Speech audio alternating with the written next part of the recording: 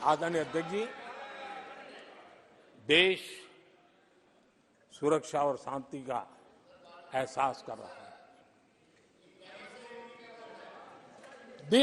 पिछले 10 वर्ष की तुलना में सुरक्षा के क्षेत्र में देश आज वाकई सशक्त हुआ है।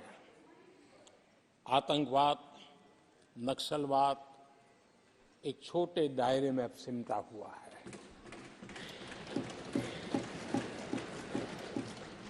लेकिन भारत की जो टेररिज्म के प्रति जीरो टॉलरेंस नीति है, आज पूरे विश्व को भी भारत की इस नीति की तरफ चलने के लिए मजबूर होना पड़ा।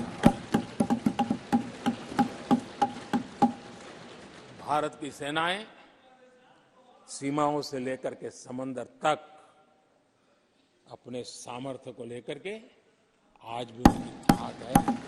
हमें हमारी सेना के पराक्रम पर गर्व होना चाहिए।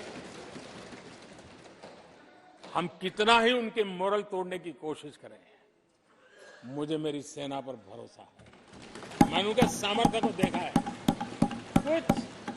कुछ राजनेता सेना के लिए हल्के फुल्के शब्द बोल दें, इससे मेरे देश की सेना डिमोरलाइज होगी। ये सपनों में कोई रहते तो निकल जाए। देश के मूड को वो खत्म नहीं कर सकते।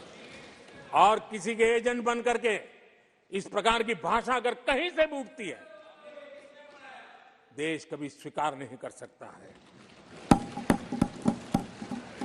और जो खुलेआम देश में अलग देश बनाने की वकालत करते हैं,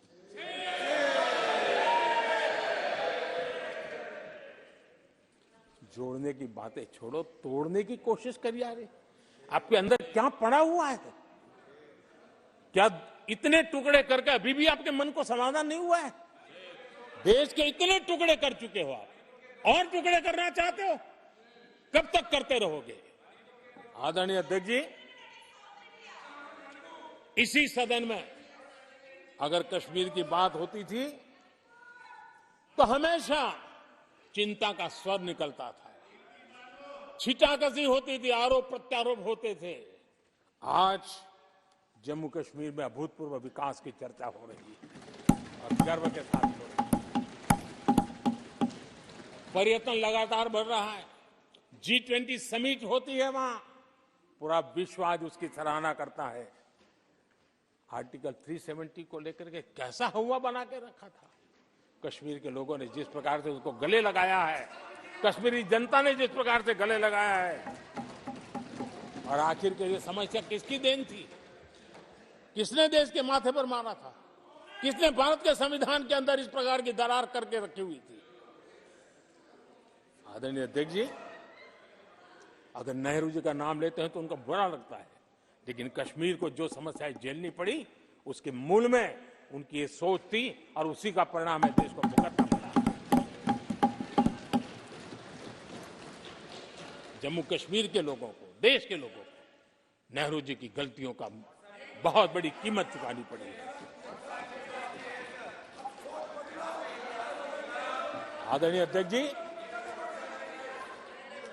वो भले गलतियां करके गए, लेकिन हम मुसीबतें झेल करके भी गलतियों सुधारने के लिए हमारी कोशिश जारी रखेंगे। हम रुकने वाले नहीं हैं। हम देश के लिए काम करने के लिए निकले हुए लोग हैं। हमारे लिए नेशन फर्स्ट है। आदरणीय अध्यक्ष जी, मैं सभी राजनीतिक दलों के नेताओं से आग्रह करूंगा, सभी माननीय सदस्यों से आग्रह करूंगा, भारत के जीवन में एक बहुत बड़ा अवसर आया है। वैश्विक परिवेश में भारत के लिए बड़ा अवसर आया है। एक नए आत्मविश्वास के साथ आगे बढ़ने का अवसर आया है। राजनीति अपनी जगह पे होती है, आरोप प्रत्यारोप अपनी जगह पर होता है, लेकिन देश से बढ़कर कुछ नहीं होता है। और इसलिए आइए मैं निमंत्रण देता हूं आपको, कंधे से कंधा मिलाकर के हम देश के निर्माण के लिए आगे बढ़े। राजनीति में किसी भी जगह पर रहते हुए भी राष्ट्र निर्माण में आगे बढ़ने में कोई रुकावट नहीं आती। अब इस राह को मत छोड़िए।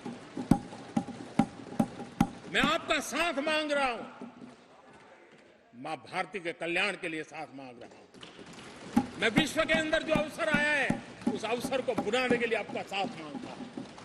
मैं आपका सहयोग चाहता हूं 140 करोड़ देशवासियों की जिंदगी को और समृद्ध बनाने के लिए और सुखी बनाने के लिए। लेकिन अगर आप साथ नहीं दे सकते हैं और अगर आपका हाथ ईंटें फेंकने पर ही तुला हुआ है तो आप लिख करके रखिए, आपकी हर ईंट को मैं विकसित भारत की नींव मजबूत करने के लिए निकालूंगा। आपके हर पत्थर को मैं विकसित भारत के जो सपनों को लेकर के आप चले उसकी नींव मजबूत करने के लिए मैं लगाऊंगा और देश को हम उस समृद्धि की ओर लेके जाएंगे। जितने पत्थर उछालने उछाल लीजिए, आपका हर पत्थर भारत के समृद्ध, भारत के विकसित भारत के सपने को समृद्ध बनाने के लिए हर पत्थर को मैं काम में ले लूंगा। ये भी मैं आपको विश्वास दिलाता हूं। आदरणीय अध्यक्ष जी, मैं जानता हूं साथियों की तकलीफें मैं जानता हूं, लेकिन वो जो कुछ भी बोलते हैं मैं दुखी नहीं होता और दुखी होना भी नहीं चाहिए, क्योंकि मैं जानता हूं ये नामदार है, हम कामदार हैं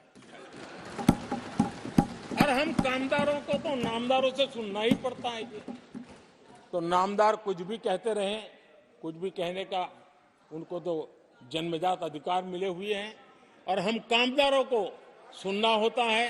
हम सुनते भी रहेंगे और देश को सहजते भी रहेंगे, देश को आगे बढ़ाते रहेंगे।